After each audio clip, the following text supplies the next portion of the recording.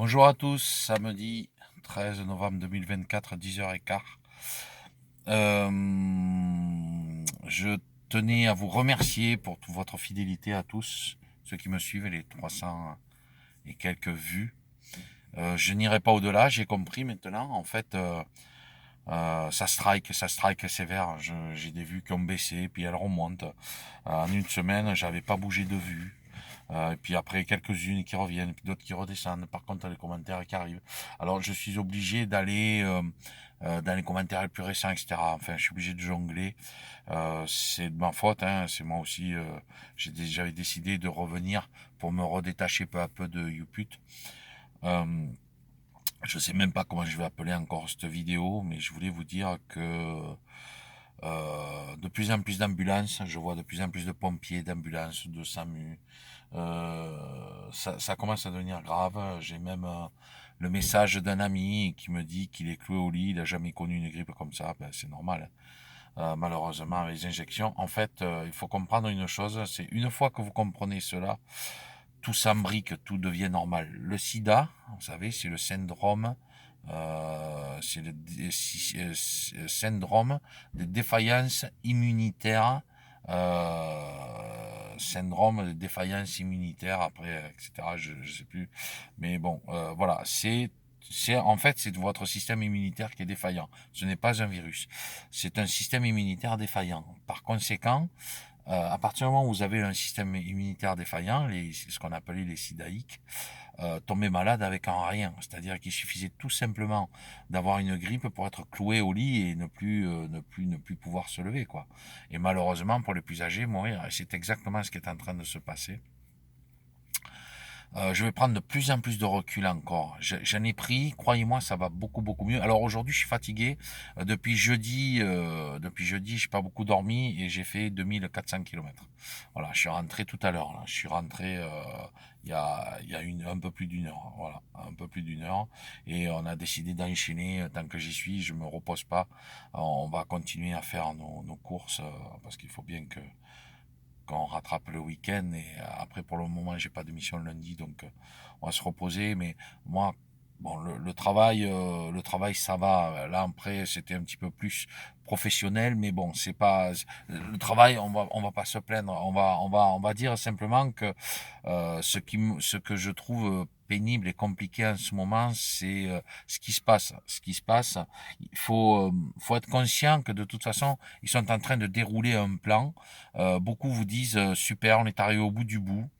Je vais vous dire moi mon impression, ce que je ressens, et puis que beaucoup sont en train. Alors excusez-moi, j'attrape pour me couvrir.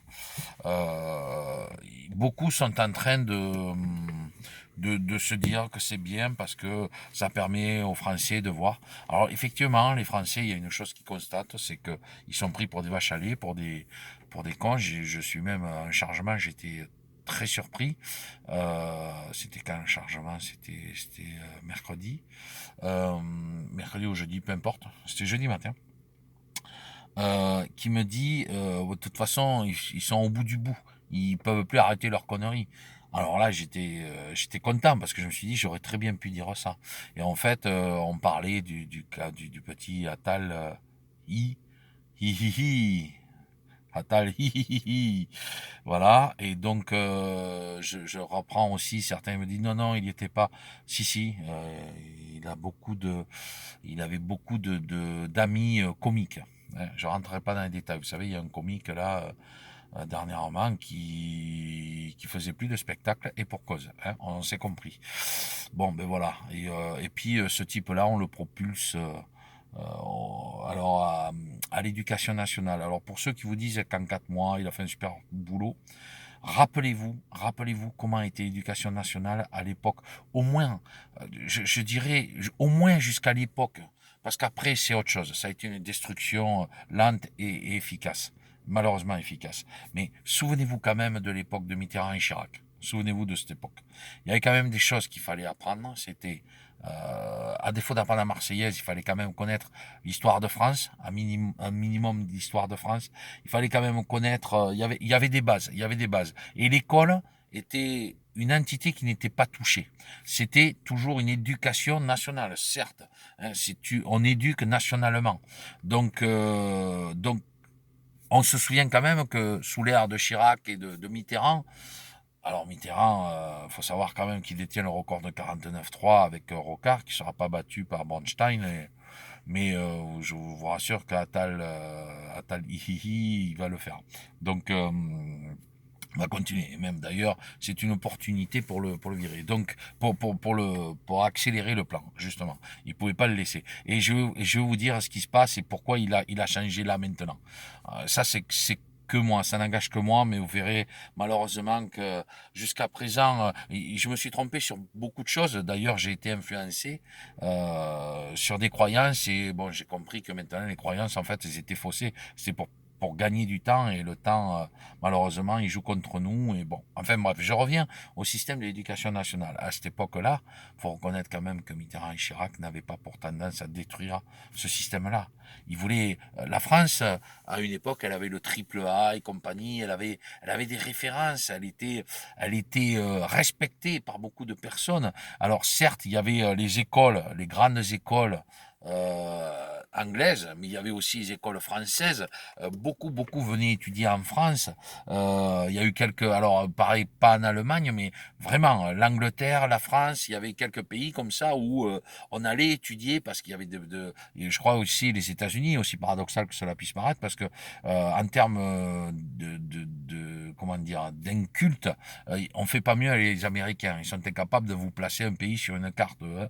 Ils vont vous faire leurs 50 États, leurs 50 États, et encore, je suis pas sûr qu'ils sachent tous où se trouve Hawaï, mais ils sont d'une nullité gravissime, les Américains. Si vous leur demandez de placer la France dans le truc, ils vont vous la mettre juste à côté de la Russie. Enfin, ils sont incultes. Mais il y avait quand même des universités importantes où certains allaient là-bas aussi. On entend, oui, Université San Diego, etc., etc. Bon, peu importe. Reconnaissez que ce système, quand même, pendant une époque en France, a bien fonctionné, très très bien fonctionné, jusqu'à l'arrivée d'un globaliste qui ne s'est pas caché et qui malheureusement a dit cette phrase en 2012 à New York, je crois: rien, je dis bien rien, ne pourra arrêter le nouvel ordre mondial. Voilà. Il a dit. Euh, on en est aujourd'hui. Donc jusque-là, c'était une destruction. Mais nous avons été des références, c'est-à-dire que quand on parle, ça c'est Louis qui en avait parlé, effectivement, quand on fouille un peu, d'autres en ont parlé, quand on parle qu'il veut récupérer le système coréen ou je sais pas quoi, sachez que c'est eux qui avaient récupéré ce système-là de la France. C'est-à-dire que nous avions des systèmes d'études, des systèmes d'éducation, etc., qui ont été repris par certains et que nous, aujourd'hui, on reprend. Ça me rappelle un peu l'histoire du gaz, vous savez, le gaz qui transitait directement, maintenant il transite indirectement, donc vous le payez plus cher. L'électricité, contrairement à beaucoup d'abrutis qui vous disent le contraire, ne se stocke pas, donc on ne peut pas anticiper un stockage d'électricité. Par contre, on a largement de quoi le faire. Enfin bon, je vais pas m'étaler sur le sujet parce que il y aurait trop à dire. Je sais pas combien de temps va durer cette vidéo. Je sais même pas comment je vais l'appeler. Si vous la voyez, c'est que j'aurais pris la décision de la rediffuser. Mais voyez, je disais, il faut que je sorte encore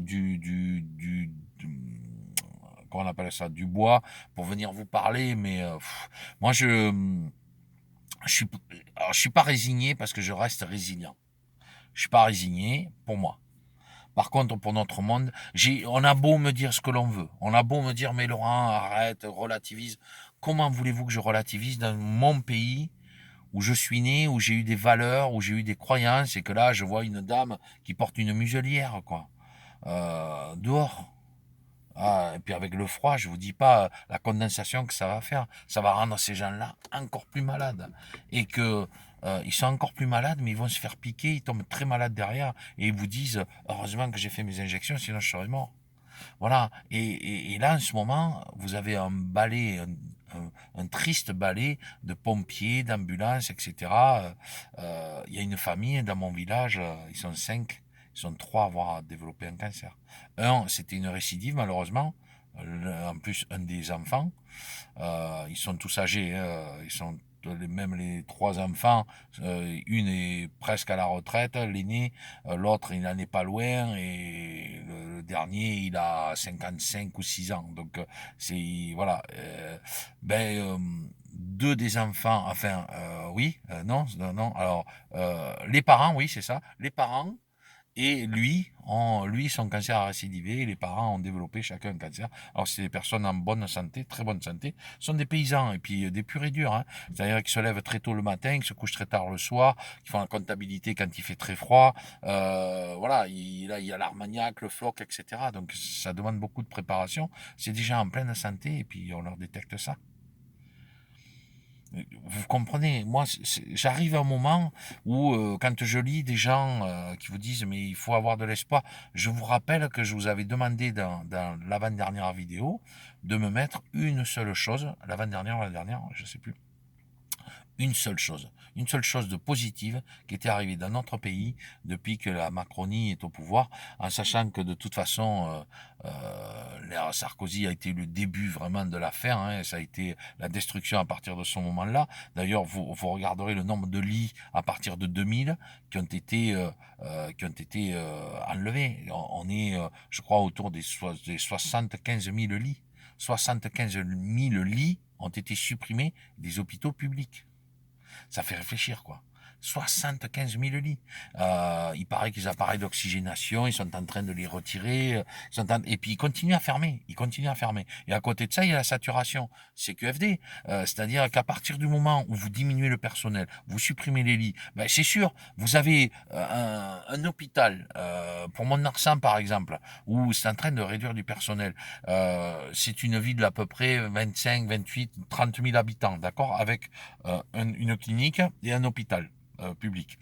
Ben, cet hôpital, vous diminuez les lits, et puis vous diminuez le personnel. Par contre, les gens, ils continuent à affluer. La normalité fait que les gens arrivent. Et en plus, avec les injections aujourd'hui, vous les rendez encore plus malades. Donc, il y a de plus en plus de monde qui arrive. Donc, il arrive un moment, et bien, il faut faire des choix drastiques, terribles, pénibles. Et je tiens à préciser quand même qu'il y a les pompiers qui dénoncent ça.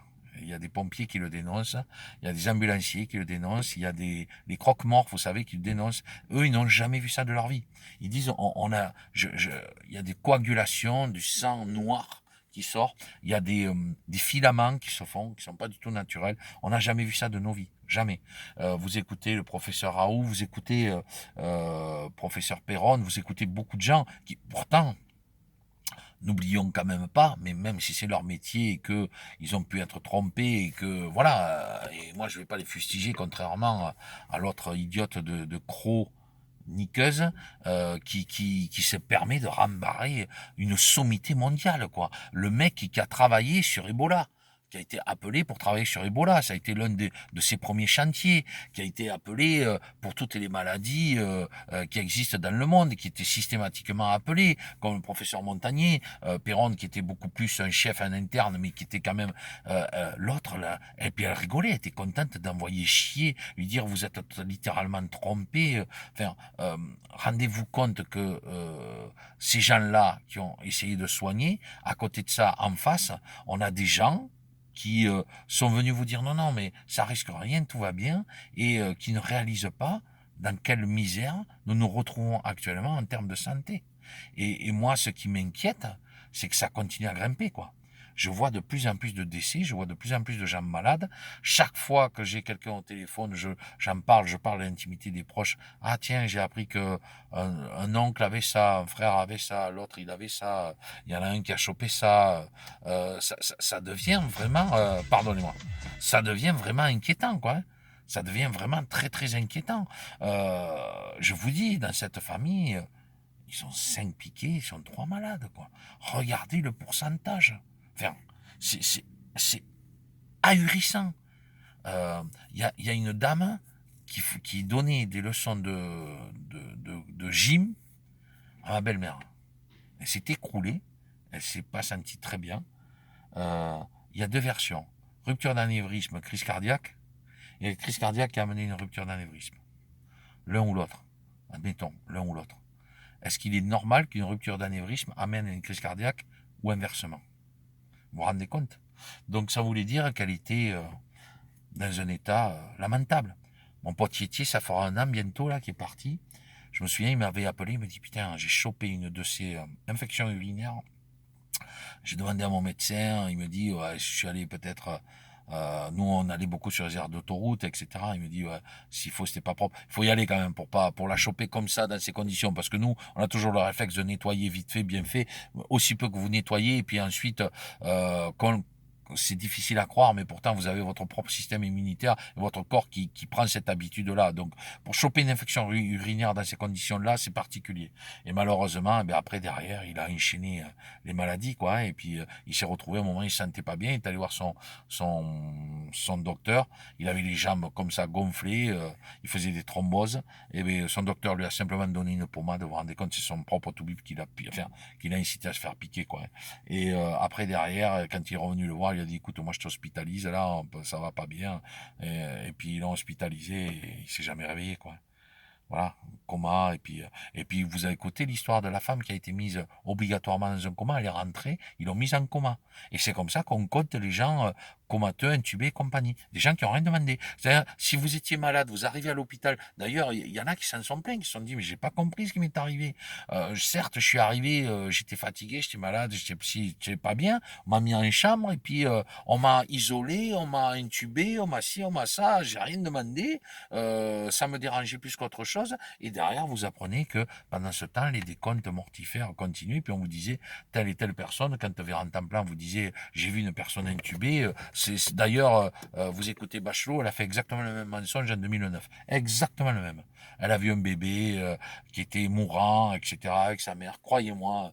Ben ouais, mais ça n'avait pas marché à l'époque. Je vous ai dit, c'est en 2009 2.0. Revenez-vous sur ma première vidéo et écoutez ce que je vous disais, ce qui est une triste réalité. Aujourd'hui, ils ont tout préparé, ils ont préparé le terrain. Donc, pour en revenir au point de départ sur l'éducation nationale, ils sont en train de détruire littéralement l'éducation nationale. Il ne faut pas que nos enfants, les futures générations, soient intelligentes. Si vous avez de la réflexion, vous êtes dangereux. Pourquoi? Parce que vous pouvez, à un moment ou à un autre, contrer le système. Vous pouvez déranger le système.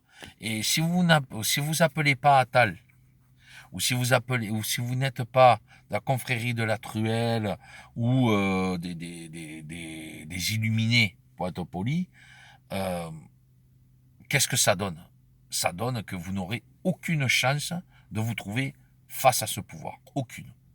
Aucune. Il y a un espoir sur Morad El Attab. Je vous invite à aller voir son parti. Allez voir. Morad pourrait être intéressant. Il est sur Telegram, je crois. De toute façon, renseignez-vous pour Morad, qui est en train de monter un parti intéressant. Mais je crois que la destitution n'arrivera pas. Et je vais vous dire ce que je pense. C'est même l'inverse qui va se produire. À mon avis, il va se barrer. Et moi, il y a des choses qui m'inquiètent. Je suis un peu parano maintenant et j'espère que je me trompe sur toute la ligne. Je vous le dis tout de suite. Il y en a d'autres qui sont en train de vous dire que Trump va vous sauver. Hein. Sachez que Trump est dans une misère noire. Ils sont en train de l'emmerder grave. Il faut qu'il tienne encore 11 mois. Effectivement, par contre, s'il arrive aux élections, ça va faire du ménage. Cette fois-ci, il a compris et il ne fera pas de cadeau. Clairement, il ne fera pas de cadeau. Maintenant, dites-vous bien une chose, et vous en avez la démonstration. Ce n'est pas un président qui commande. Vous en avez qu'on appelle ça, la démonstration avec le bidet. Et d'ailleurs, à ce sujet, je vous le dis, je persiste et signe, je peux quasiment vous garantir à 100% que c'est Obama qui gère, c'est pas lui, c'est Obama. Donc en fait, c'est quoi? C'est un troisième mandat d'Obama. Troisième mandat qui, sur la théorie, la Constitution américaine interdit, je crois, d'aller au-delà de 2 mandats, me semble-t-il, hein, si je dis pas de bêtises. Donc ça veut dire que Bidet peut prétendre en refaire un autre, ça ferait un quatrième mandat pour Obama, en trichant. Par contre, si Trump se représente, ce sera son dernier. Donc il n'aura plus que 4 ans, potentiellement, à faire un travail. Vous êtes d'accord avec moi? Parce que là, pour ceux qui vous disent, aujourd'hui, là, qui vous disent que c'est Trump qui est au pouvoir, regardez dans quelle déliquescence se trouvent les États-Unis. Regardez, Trump s'est battu contre le réseau de trafic de drogue. de la traite humaine. La traite, oui, c'est ça, la traite humaine. Regardez les réseaux de drogue. C'est lui qui avait fait le mur entre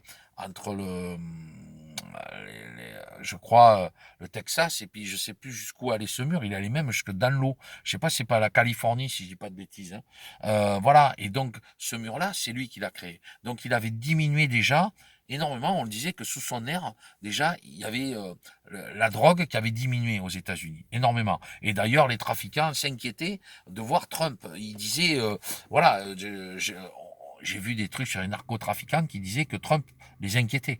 Parce que malheureusement, Trump, lui, ne touche pas à ça. Donc après, il faut remettre les choses dans leur contexte, hein.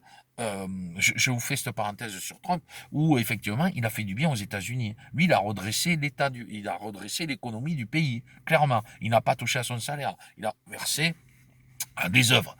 Alors effectivement, il n'a jamais été en photo sur sur Epstein. D'ailleurs, il se passe des choses. Effectivement, il se passe des choses aux États-Unis, mais ne croyez pas que c'est dans l'intérêt du monde ce qui se passe aux États-Unis. C'est dans l'intérêt des États-Unis. Si les États-Unis veulent continuer à diriger l'Israël et l'Ukraine, ils ont plutôt intérêt à remettre de l'ordre dans leur truc, hein. Là, ils sont dans un panier de crabes. Donc de l'ordre, ça veut dire continuer à remettre un Obama ou une Michelle Obama ou voilà un démocrate, en remettre un tout de suite au pouvoir. Parce que si c'est les républicains qui reviennent, ça va déménager sévère. Mais moi, ce qui m'a inquiété aussi, et là, ça m'attriste de voir ça, c'est que Kennedy, qui était pendant un moment défendait Trump, aujourd'hui, ben, il est en train de se la jouer solo, quoi. Maintenant, il paraît qu'il monte grave dans les sondages. Mais il monte grave, grave. Pour quelqu'un qui est totalement indépendant, il monte, mais d'une force impressionnante, quoi. N'oubliez pas qu'il y a DeSantis aussi. Et ce que je comprends pas, c'est que de DeSantis, il est aussi de la Floride. Et pareil, ils se sont, je vais pas dire ennemis, mais ils se tirent dans les pattes avec Trump, quoi. D'accord. Et pour finir avec Obama, il y a eu des déplacements, des cortèges présidentiels pour Obama. Il est allé, par exemple, en Australie. C'est pas Biden qui s'est déplacé, c'est lui. J'attends une explication. J'attends une explication. Après, on vous dit, vous avez vu le cortège de Trump? Oui, c'est lui qui le paye. C'est son cortège privé. C'est pas un cortège présidentiel, c'est son cortège privé. Et il peut très bien faire une réplique.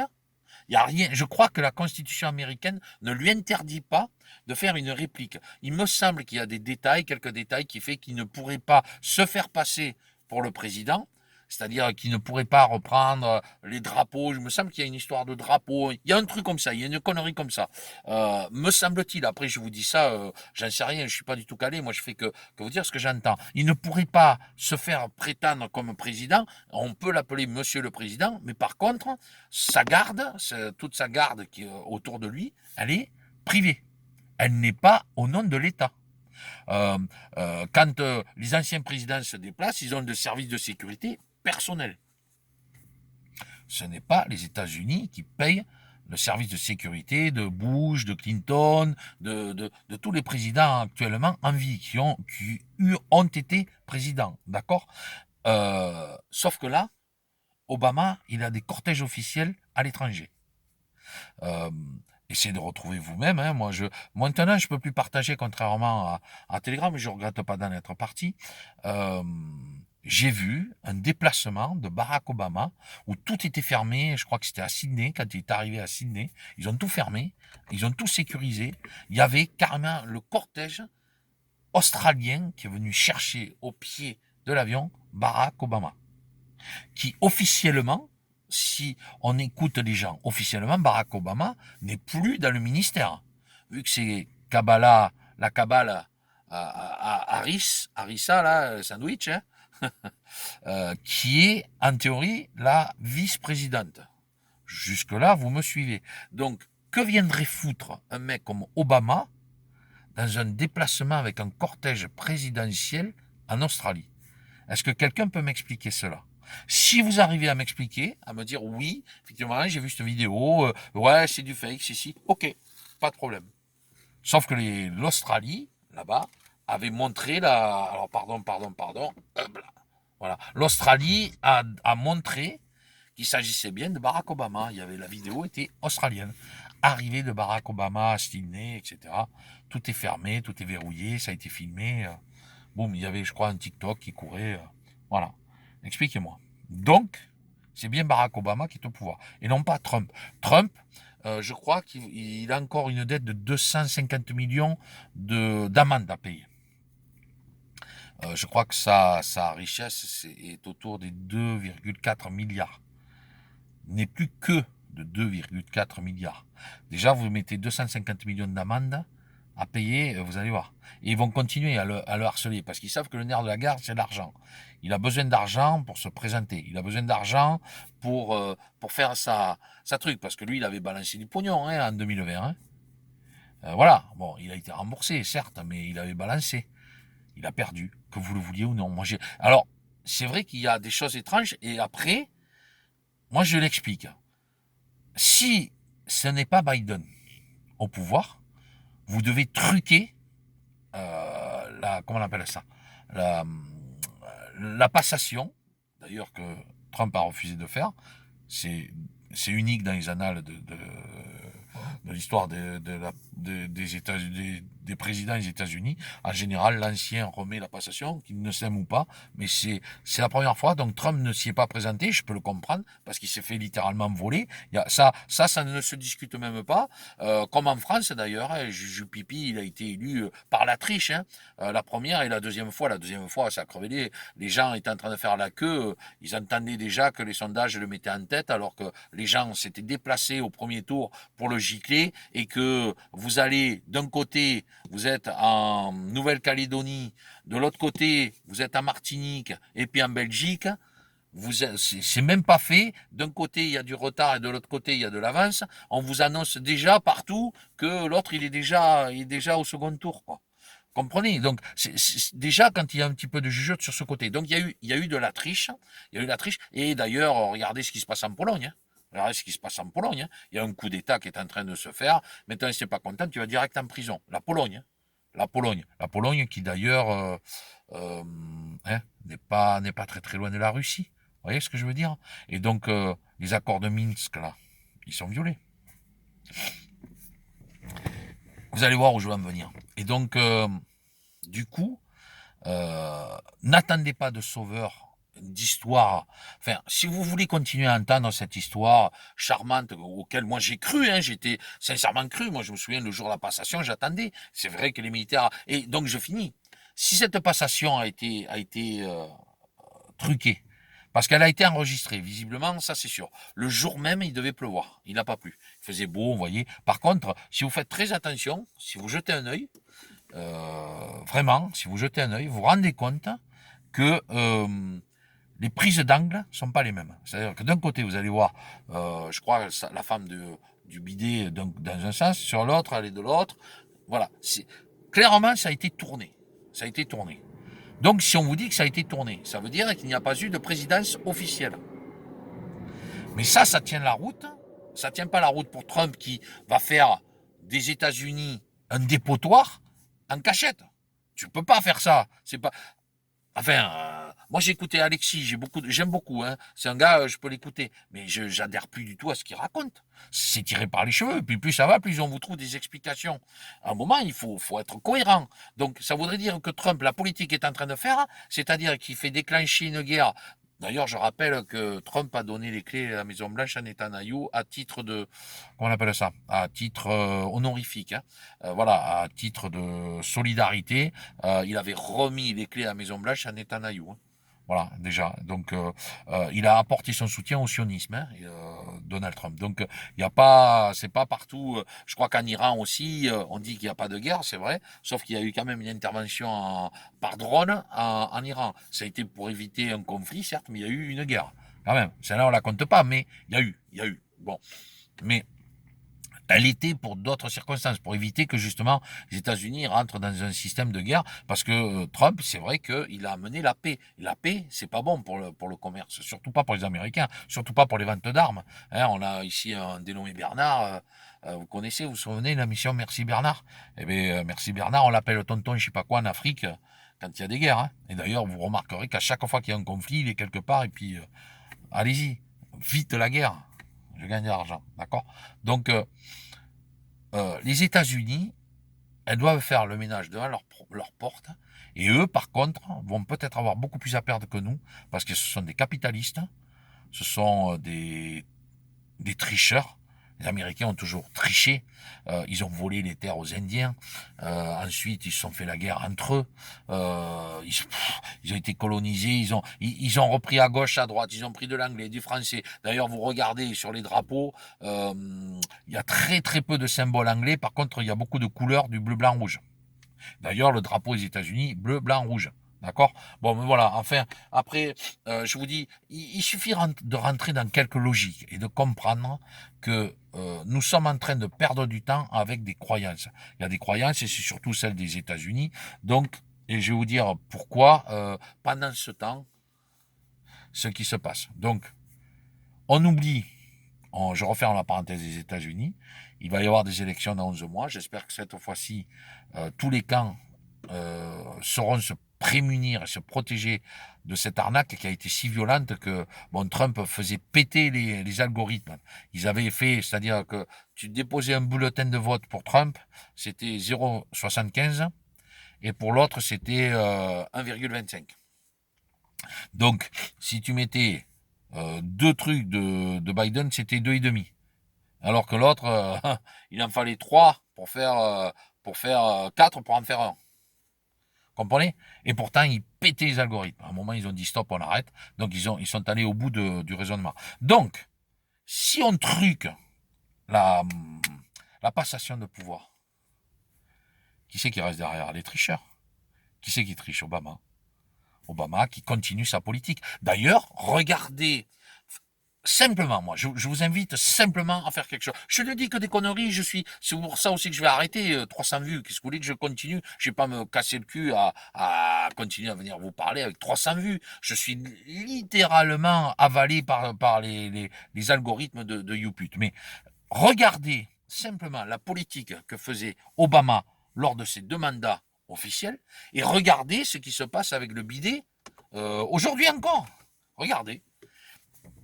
Vous regardez les conflits, et comme par hasard, les États-Unis qui demandent des aides, qui vont continuer, qui vont faire ce que Obama n'arrivait pas à faire, c'est-à-dire aller titiller la Russie, parce que t'avais beau violer les accords de Minsk, ça prenait pas.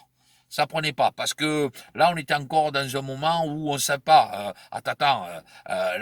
L'Europe n'était pas encore unifiée comme là, ils veulent l'unifier à tout prix, mais l'unifier à leur façon à eux, pour pouvoir avoir la main totale sur les États, l'Europe, qui allait servir de dépotoir pour les Américains. C'est ce qui se passe. Je vous rappelle qu'ils viennent sur nos bases pour s'entraîner. Ils viennent pas pour nous former à nous. Hein. Ils viennent pour eux se perfectionner, venir nous acheter des hélicoptères, des tanks, hein, qu'ils envoient au massacre. Eux, parce que eux, sur leur terre là, américaine, il n'y aura pas de bombes. Hein. Nous, on n'en est pas à l'abri hein, si ça tombe. D'accord. Donc, ils sont en train de venir se faire les ongles tranquillement. Et Obama est en train de réussir un coup de maître en emmerdant l'Ukraine, et donc par voie de fait la Russie. Vous voyez. Donc on est en train de continuer la guerre. Est-ce que Trump aurait été capable de faire ça? Voilà, vous voyez, ça aussi, c'est pour ça que c'était un sujet qui m'énervait. Donc, je tenais à être clair avec ça, et moi, j'ai pris des positions, j'en sortirai plus. Arrêtez de rêver avec cette histoire des États-Unis. Les États-Unis, c'est en interne, ils font un ménage entre eux. Alors, moi, j'étais tombé dans le panneau en croyant qu'il allait y avoir une libération, ça ne viendra pas des Américains. Je vous le certifie, je vous le garantis. Par contre, la BRICS, c'est pas impossible. Mais si la BRICS, imaginez, prend le pouvoir, il y aura des négociations. Vous voulez pas d'un nouvel ordre mondial, mais il y aura un monde, comment on appelle ça, bipolaire, sous condition. Dites-vous bien une chose, ça l'histoire l'a toujours dit, et ça va encore se vérifier aujourd'hui. Les gagnants de la guerre dictent leurs lois. Pas besoin d'aller plus loin, d'accord? Je reviens sur ce qui se passe en France. Je veux dire pourquoi, pour moi, ce remaniement a lieu. Parce qu'ils sont en train de se préparer. Ça y est, le plus dur est fait pour eux. Davos arrive. Comme par hasard, le 17, donc c'est-à-dire dans 4 jours, il y a le forum économique de Davos qui va démarrer. Schwab, Harari, et puis toutes les sommités mondiales, les élitistes, globalistes, génistes, Attali, tout ça, Bourla, Layenne, vont tous se congratuler, vont faire des repas monstrueux. Faut pas manger de... Eux, ils jettent le pain. Hein. Ils jettent le pain, par contre, ils se font des super barbaques que vous toucherez jamais. Jamais. Ils font des commandes, des frigos pleins de super barbaques, des champagnes, des caviars hors de prix. Mais vous, faut pas. Parce que c'est pas bon pour la santé, pour le passe. D'ailleurs, on va bientôt avoir un passe carbone avec les viandes. Vous remarquerez que, comment ça s'appelle ça? Ça porte un terme, ça porte un terme, je sais plus ce terme, c'est-à-dire qu'il diminue la quantité avec le même prix. Comme ça, vous voyez pas les prix augmenter, par contre, vos quantités diminuent. Vos viandes, qui sont plongées dans la flotte pour grossir, et finalement, quand vous les grillez, eh bien, elles sont gorgées d'eau. Vous voyez? Bon, tout ça, c'est la triche, mais pas eux. Alors là, attention. Et Davos, donc, n'oubliez pas que Atali, Gabi, oh Gabi, c'est un Young Global Leader. Young Global Leader égale Davos. Le 17, il y a Davos, remaniement, là. Et qui c'est qui met, en plus, il fait revenir des fantômes. On était content de s'en débarrasser, ça revient. Regardez Rachida. Bientôt, la Bachelot, elle va revenir, vous allez voir. À ce rythme-là. La Bachelot, elle a bien léché. Valls, je pense que Valls, il a sa chance encore, il peut continuer. Il peut espérer un prochain remaniement. De toute façon, il faut des casseroles pour entrer en Macronie, parce que il vous tient comme ça. En fait, ça négocie. Pourquoi Dupont-Maserati ne sort pas de là où il est? Parce qu'il a les casseroles. S'il sort, ça va faire comme avec Depardieu, par exemple. On va casser Depardieu, parce que comme par hasard, Depardieu, après, je discute pas, Depardieu, il est ou il est pas, dans l'absolu, c'est pas mon problème, mais on s'en inquiète que maintenant. Alors que Depardieu est un pro-russe, défend en fond Poutine. Ouf, je suis complotiste. Donc, ce qui va se passer, malheureusement, je crois qu'on ne pourra plus les arrêter. Moi, j'avais un espoir, mais je dirais lequel. Mais bon, je me rends compte que finalement, là aussi, vous allez me dire, t'es pessimiste. Je suis désolé, je suis factuel. Je suis pas pessimiste, je suis factuel. Si je connaissais la fin de l'histoire, croyez-moi, je viendrais vous la raconter en bien ou en mal, mais bon. Maintenant, moi, c'est ce que je suis en train de supposer. Comme le forum économique de Davos arrive et que le Young Global Leader est déjà premier sinistre, on le prépare. Jupiter prépare son départ. Il n'est pas fou. Il sait très bien ce qui se passe dehors. Quand il va dehors et qu'il se fait insulter, quand il va dans un stade et qu'il se fait huer, il le sait. Il sait très bien ce qui se passe. Mais il n'est pas là pour ça, lui. Lui, il est là pour manger de la farine. Il est là pour faire plaisir à son compagnon. Il est là pour détruire le pays. Il a un objectif. Il doit obéir au président, Jacques, qui lui dit, tu vas faire ça, tu vas faire ça. D'ailleurs, Jacques, tout ce qu'il a écrit dans les livres de l'époque, pareil, je vous laisse aller chercher, c'est des torchons qu'il a écrits. Vous regardez ce qui se passe. Vous regardez le torchon de Covid-19, la grande réinitialisation de Schwab, ça arrive. Ils sont en train de petit à petit nous amener vers un nouvel ordre mondial. Donc, ma crainte et ma supposition est la suivante, c'est que il va se passer quelque chose, il va y avoir un éclat en interne, et Attali, il va se présenter. Il va être là, il va dire, bon, on va prendre les choses en main, et vous allez entendre que lui. L'autre, il va disparaître. Il va remplacer la hyène qui, elle aussi, va disparaître, parce que la hyène, ça commence à sentir mauvais pour elle. Vraiment. Je rappelle qu'elle a été éjectée illico presto de l'Allemagne. Il n'en voulait pas. Hein. Il n'en voulait pas. D'ailleurs, vous remarquerez que tous ceux dont on ne veut plus, ils finissent dans le gouvernement mondialiste. Hein. Vous vous en rendez compte. Donc, plus vous êtes mauvais, plus vous êtes anti. D'ailleurs, est-ce que c'est des humains? On peut quand même se poser la question. Est-ce que c'est des humains? Si c'est des humains, ils ont vendu leur âme au diable. Si ça n'est pas, ça n'est presque rassurant quelque part. Parce que je vais venir sur le détail de vous dire, quand on vous dit oui, mais à la Seconde Guerre mondiale, n'oublie pas, il y a toujours eu des résilients. Il n'y a qu'un seul détail qui change. Sur toutes les guerres qu'il y a actuellement, il y a des ennemis. Ukraine, Russie. En fait, c'est Ukraine-Ukraine.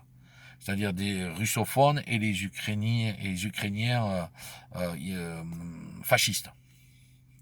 Ensuite, il y a l'Israël qui est en train d'attaquer Gaza, etc. Le Liban, il y a l'Iran, l'Irak, etc. Il y a toujours un ennemi. Là, le problème qui se passe, c'est que les Français ne réalisent pas que l'ennemi, c'est celui qui nous dirige. Moi, un jour, je lisais à plusieurs reprises, j'ai lu, vous êtes, tant que vous ne comprendrez pas que vous êtes habité, vous êtes envahi, vous n'en sortirez pas. Ben oui, sionisme et confrérie de la truelle.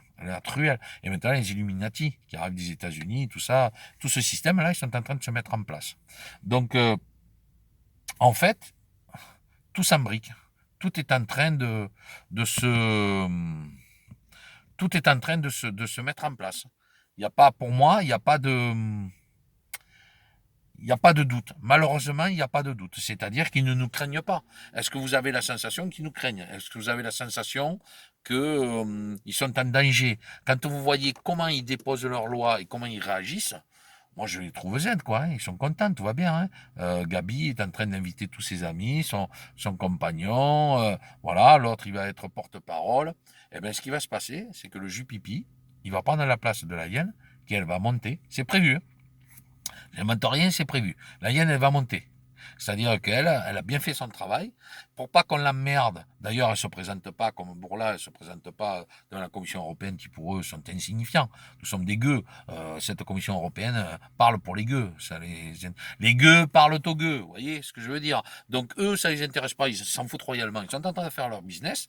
Et ils se font des réunions et puis ils se disent voilà. D'ailleurs, la Lagarde là, ça va pas tarder. Je crois qu'elle aussi, elle va prendre une place prépondérante. Et puis il y a le Bayrou qui derrière commence à dire je suis au commissaire au plan moi quand même. Tu pourrais me mettre dans ton ministère, non? Voilà, c'est tous les lèche-culs, tout ça qui arrive. Donc ça va grimper. En fait, ça va être une chaise musicale. C'est-à-dire que la hyène elle va grimper, Jupipi va prendre sa place, Atali va monter, etc., etc., etc. Regardez ce qui se passe en Pologne. Regardez dans le silence ahurissant, assourdissant, ce qui est assez paradoxal dans cette phrase, le silence assourdissant des merdias à propos des paysans allemands, des paysans hollandais. Regardez ce qui se passe. Regardez en France, hein, Seb qui a fait son coup de gueule. Voilà. Est-ce que ça change quelque chose? Rien du tout. Donc la conclusion, c'est que notre pays va mal. Beaucoup vous disent, j'écoute Charles Gave passionnément, j'écoute beaucoup de personnes comme ça passionnément qui ont beaucoup d'espoir. J'écoute ceux qui sont beaucoup plus pessimistes. Je constate une chose, c'est que ceux qui sont optimistes sont sur des croyances liées à ce que nous avons vécu. Par exemple, sur la Seconde Guerre mondiale, quand on vous dit tout système s'est toujours écroulé de lui-même, etc., etc., tout peuple révolté a fini par gagner, l'emporter. Oui, oui, c'est vrai. Mais je vous ai dit tout à l'heure, à partir du moment où le peuple sait qu'il est en guerre, l'Iranien déteste l'Irakien, l'Israélien déteste le Gazaoui, le Palestinien, l'Ukrainien russophone est détesté par l'Ukrainien européiste, etc. L'Azerbaïdjan déteste l'Arménie, etc., etc. Donc là, vous avez un ennemi. Vous savez où est votre ennemi. Donc vous savez où combattre. Le problème, là, ce qui se passe, c'est que les ennemis, ce sont ceux qui nous dirigent. Et ça, on ne le comprend pas. Et je peux vous dire que la génération de mon papa, les générations derrière moi, elles ne le comprennent pas. Déjà, elles ne comprennent même pas que l'arnaque, elle a commencé avec cette histoire de la Lune, vous voyez. Ben, ça a été le premier mensonge. C'est un mensonge qui, encore aujourd'hui, là, en 2024, on ne démonte pas. Il n'y a aucune fusée qui arrive correctement. Les sondes sont difficilement posées. Les Japonais, les Russes, les Allemands, les Français, les Anglais, toutes les nations du monde n'ont toujours pas réussi à franchir les ceintures de Van Allen parce que physiquement, elles seraient détruites par ces radiations extrêmement dangereuses, nocives. Donc c'est pour ça que l'on envoie des bonhommes, des petits trucs en test pour voir, barder de trucs pour voir comment ils vont réagir. Ils vont même peut-être envoyer des animaux, quitte à ce que ce soit eux qui prennent la radioactivité, vous voyez. Aucune autre nation au monde a réussi à y aller. Eux, ils y sont allés, je ne sais pas combien de fois, mais par contre, en 69 et en 2024, on n'est pas capable de rééditer l'exploit, vous voyez. Donc, rien que ça. Combien de temps il faut pour démonter un mensonge comme ça? Plus il est gros, plus il passe. Et bien c'est exactement ce qui se passe aujourd'hui avec le nouvel ordre mondial.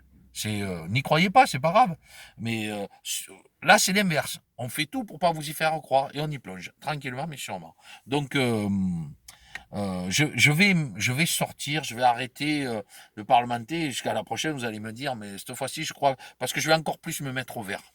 Ça suffit, quoi. Ça suffit. Je veux dire, Malheureusement, je me mets tout seul à rate au courbouillon en voyant ce qui se passe parce que je peux pas rester en fermant ma gueule comme Tatiana Ventose, je vous invite à aller voir, etc. Comme Alexis Poulain, comme voilà, Toxin, tous ces médias qui font le boulot. Mais eux, je les envie, quoi.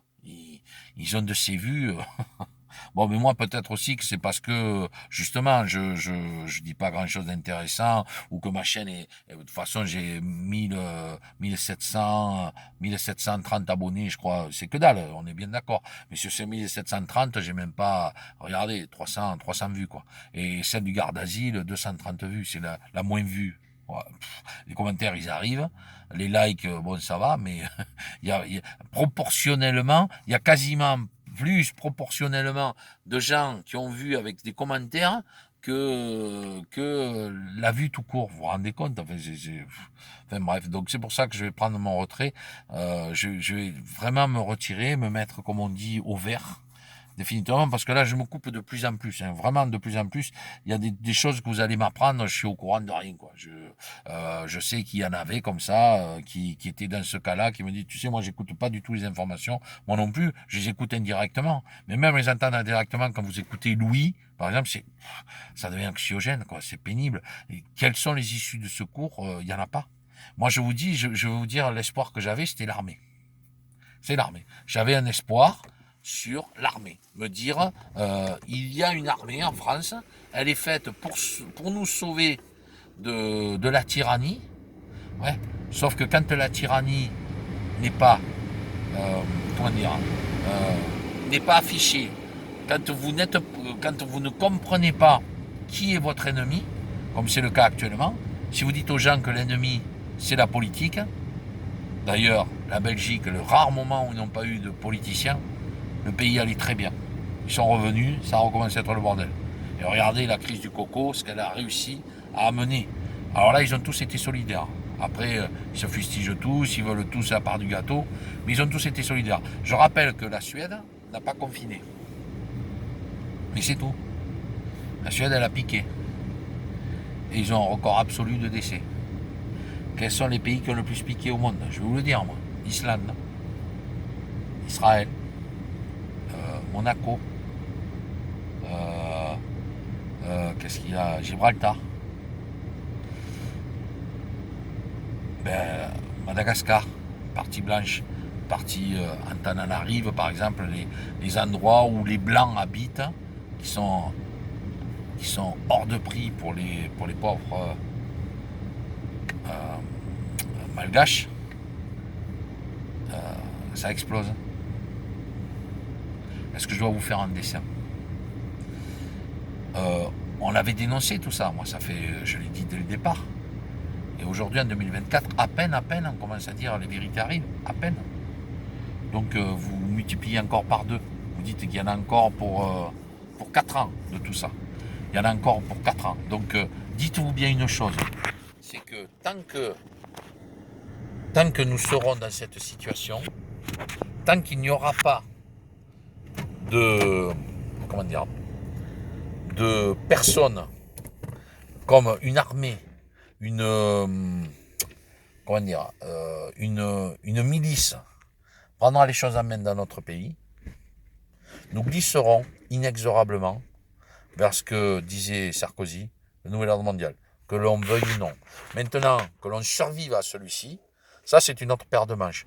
Je pense qu'il va y avoir des organisations importantes, comme on dit, des résistants et compagnie. Je le crois. D'ailleurs, vous voyez, je ne suis plus du tout en accord avec la hache par rapport à ce qu'il raconte par rapport aux États-Unis, mais c'est pas de leur faute. Ils se sont fait manipuler. Hein. Ils se sont fait tout simplement manipuler. C'est tout. C'est pas de leur faute. Par contre, ce qu'ils sont en train de faire, ils ont créé une solidarité au niveau de la nourriture, au niveau de soigner, etc. Je crois que nous allons progresser dans ce sens-là. Il y aura des résistances, il y aura, voilà, on va de plus en plus revenir vers le paysan qui va brader malheureusement sa nourriture, mais plutôt que de la perdre, il va la brader. Donc il va y avoir de plus en plus de choses comme ça, mais je crois qu'on ne pourra pas échapper inexorablement à cette tyrannie qui se met en place, tout simplement parce qu'en face, il n'y a pas l'opposition nécessaire. C'est-à-dire, il n'y a pas d'autorité qui sera capable de les arrêter. Tous ceux qui seraient capables de les arrêter, ils mangent dans la même gamelle. Et je vous ai dit, je finirai avec ça. Si vous commencez à rester dans les croyances d'une politique quelconque, de tout ce système qui est mafieux et pourri jusqu'à la moelle depuis le début, on n'avancera pas. Il faut être clair. Et là, je parle même de n'importe qui, Asselineau, Philippot, tout ce que vous voulez, Dupont-Aignan, n'importe quoi. Ils font partie de ce système. Vous savez pourquoi? Parce qu'ils ne dénoncent pas la confrérie La Truelle. S'ils le dénonçaient, je crois qu'ils avanceraient davantage. Ils peuvent pas le faire. Ils sont tenus. Ils refusent de le faire. Parce qu'ils savent très bien que s'ils le font, ils sont perdus. Et ça ne les intéresse pas. Vous voyez ce que je veux dire? Voilà. Donc, soyez conscients, comprenez que nous sommes manipulés. Cette manipulation leur fait gagner du temps. La seule chose que je peux faire, c'est me décrocher, apprendre à vivre avec ça, et sans pour autant me faire bouffer. Et c'est pas mon intention. Au contraire. Mais il faut plus rêver. Maintenant, il faut plus rêver. Ils sont en train de mettre leurs pions. Davos va arriver. Et vous allez voir que derrière Davos, il va se passer des choses graves en France. Il n'y a personne qui les arrête. Pourquoi ils continueraient? Quand quelque chose marche, on continue. Voilà, famille, je vous embrasse. Merci de m'avoir écouté. Et peut-être un de ces jours. Je sais pas. Je pense que ce sera la dernière. Bisous.